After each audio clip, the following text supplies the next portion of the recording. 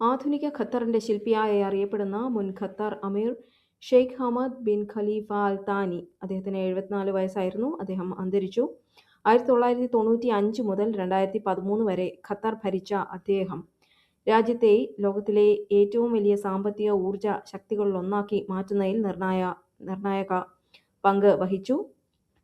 മറ്റൊരു വാർത്ത, പ്രമുഖ US സെനറ്ററും റിപ്പബ്ലിക്കൻ പാർട്ടി നേതാവുമായ ലിൻസെ ഗ്രഹാം അദ്ദേഹത്തിന് 71 വയസ്സായിരുന്നു. അദ്ദേഹം അന്തരിച്ചു.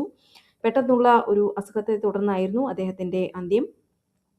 US വിദേശ നയങ്ങളിലും രാഷ്ട്രീയത്തിലും ഏറെ സ്വാധീനമുള്ള നേതാവായിരുന്നു അദ്ദേഹം. എസ് ജാനകി അന്തരിച്ചിരിക്കുന്നു.